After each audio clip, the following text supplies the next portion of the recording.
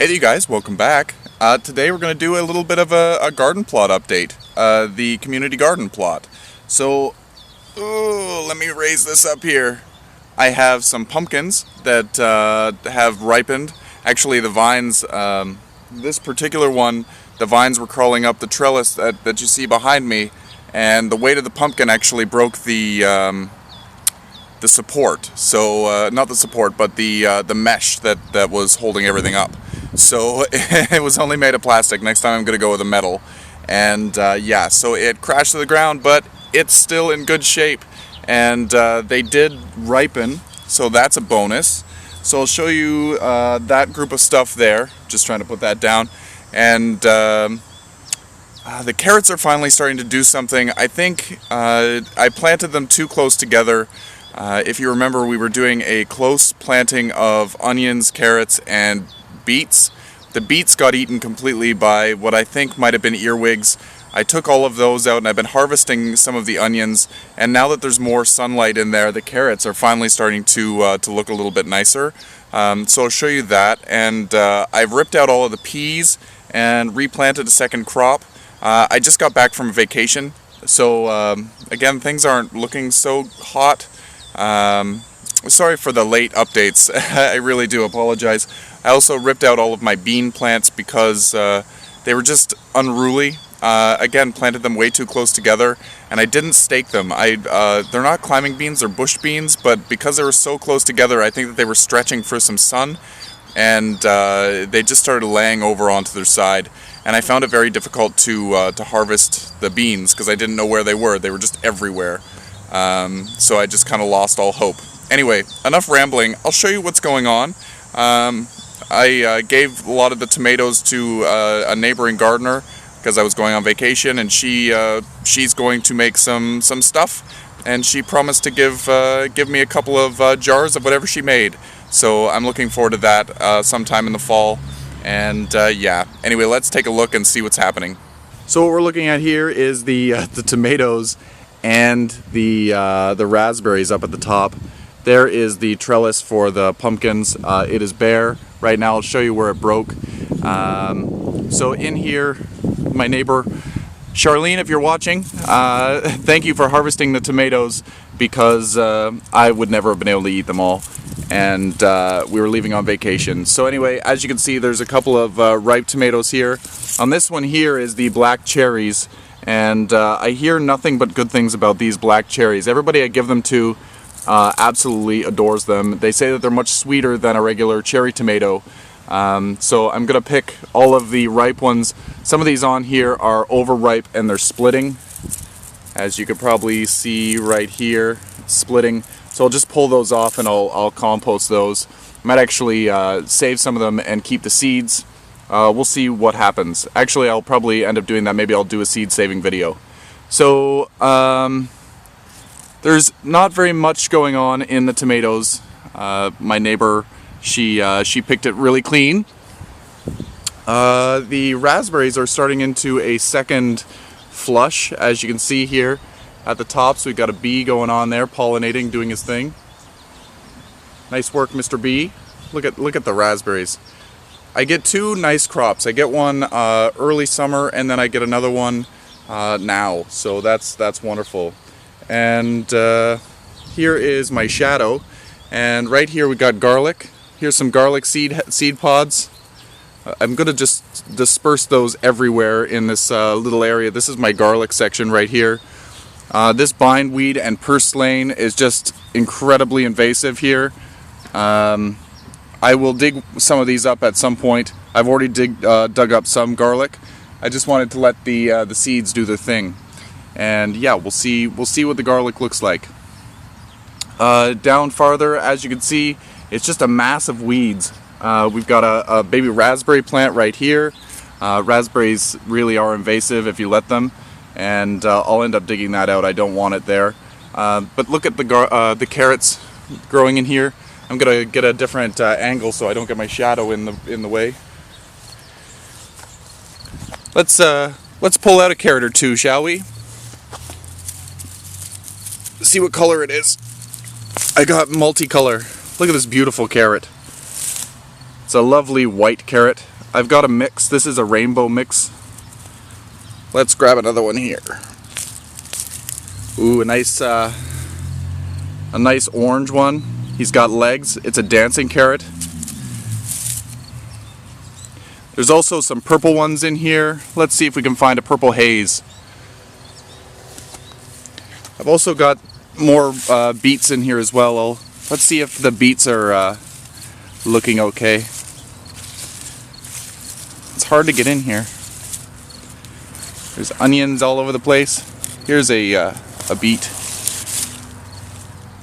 Yeah, that beet's not looking so bad. It's not eaten. That's wonderful. We'll save that for later.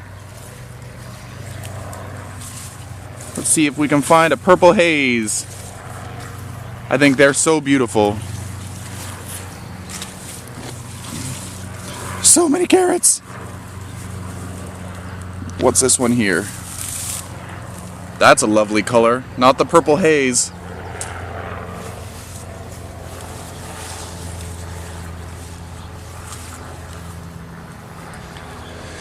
I've got tags in here somewhere, but they're on the other side. I also planted little globe carrots. They are really adorable.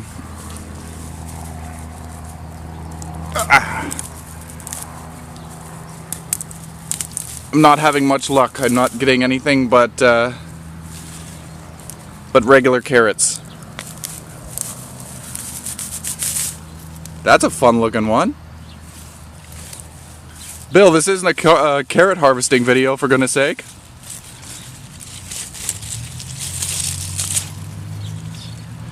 There's not a bad looking beet, but we've got this side that looks a little interesting. I'm not sure whether that got eaten by something or whether it was just planted too close to something else. Same thing right here.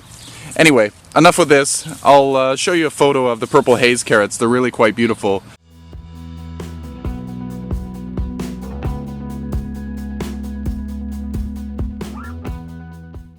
And over here you can see the pumpkins. Oh, actually, before we get there, these are the new seedling peas that I started. These are snap peas, so they're going to climb up, and we're going to harvest them while they still got the nice young pod. They're so sweet. Oh, it's delicious, and you eat the pod and all. And I've got some more of those growing right here. As you can see, right along the base here. And then these are the beans. I opted just to go with the green bean and the yellow bean, the yellow wax bean, because I don't know, the purple one, it was fun. It was a novelty. It tasted all right, but when you cook them, the purple goes away. So what's the fun in that? Over here we've got some volunteer borage. I don't use borage. I don't even know what you would use it for. If you have any ideas on what to use borage for, let me know, because it's always got there's always some in the garden here. Not sure what to do with it. And I've got this lemon verbena, which smells so nice. I love to just do this and then smell my hand. Oh, it smells so good. Down below here we have some amaryllis. These amaryllis are the ones that didn't fit in the other amaryllis area, and they're doing really, really well. We got flowers on some of them. I will be harvesting these, I will be digging these up and storing them very, very soon. Some of them I will do in the next couple of weeks, and the other ones I'll just let go until almost frost. And I'm just not able to have all of them bloom at Christmas. I don't have that big of a home. I think I've got between 15 and 20 different varieties of amaryllis, and there's several bulbs of each now. So I definitely don't have space to have them all go at the same time. So next year in the garden plot, there will be a beautiful array of amaryllis blooms. Back in the back you can see all of the marigolds. Finally, I ripped out the nasturtiums, because nasturtiums got huge and invasive, and I'm noticing that there's some nasturtiums here growing up as seedlings, and that's fine. I'll let them do what they do until frost. And yeah, over in the other side here, the rhubarb isn't looking so hot, but it does that. It has its time, and then it kind of fades out. and I'll just let it be, and next spring it will be back into its full glory, and we can harvest some more leaves, or not leaves, leaves are poisonous, more stalks. I see that I have to go through and clean up this dahlia. Just go in and remove all of the spent flowers, just pop them off, and it's still kind of pretty. It's faded, but you can see the color. It was supposed to be orange with yellow tips, or sorry, white tips, but it's just kind of a peachy color. Not what I was expecting. All of them are this way, and they're okay.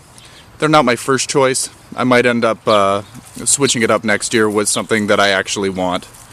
I've got an echinacea that's in bloom. Looks pretty. I think it was supposed to be a different color. I think it was supposed to be more pinky than this purpley, but it's still pretty nonetheless. And we've got some beautiful flowers on this lavender. The leaves smell like lavender.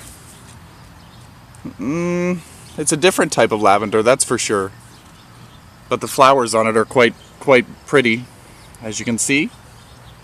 And the cosmos, I've had to cut these back numerous times. They just got so huge.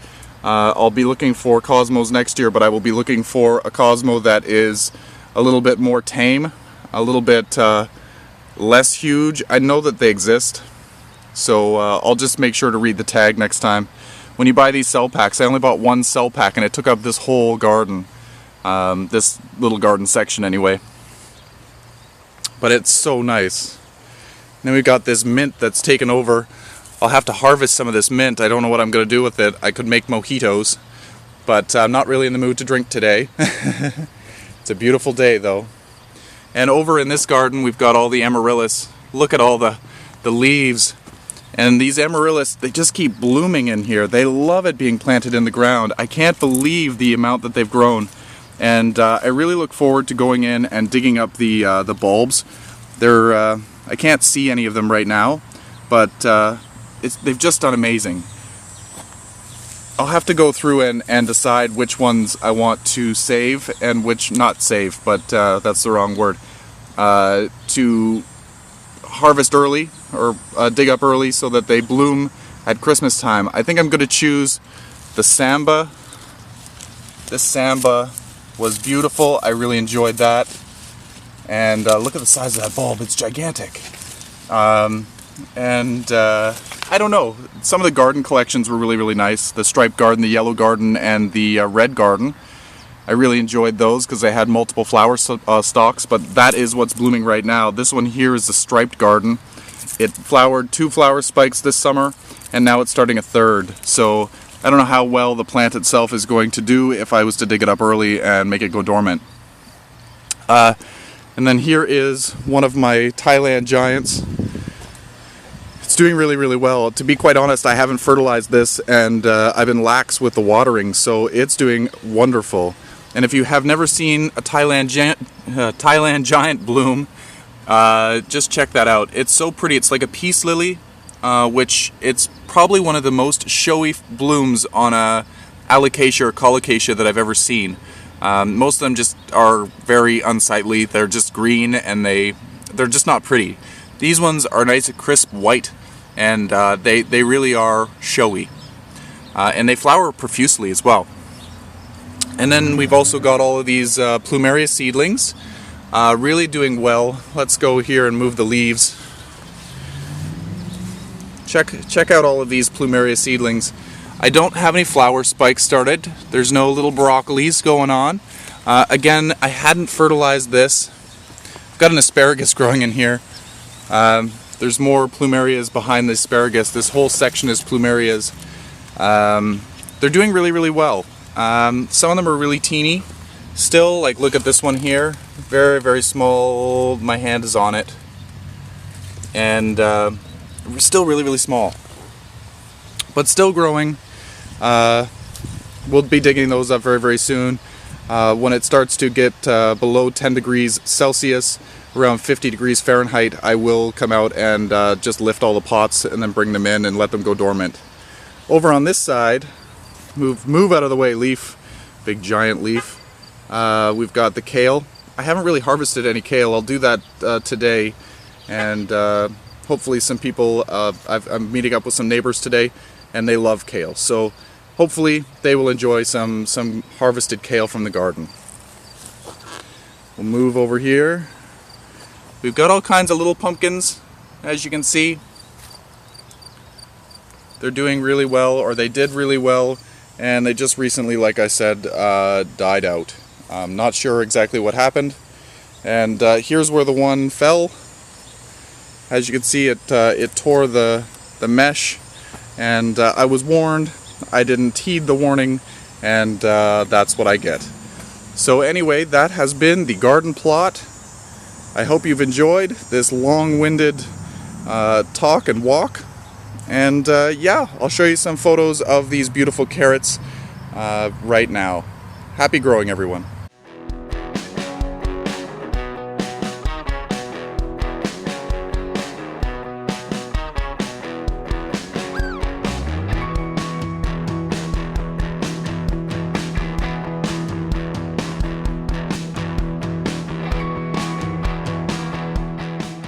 Today we are going to plant some pixie grapes.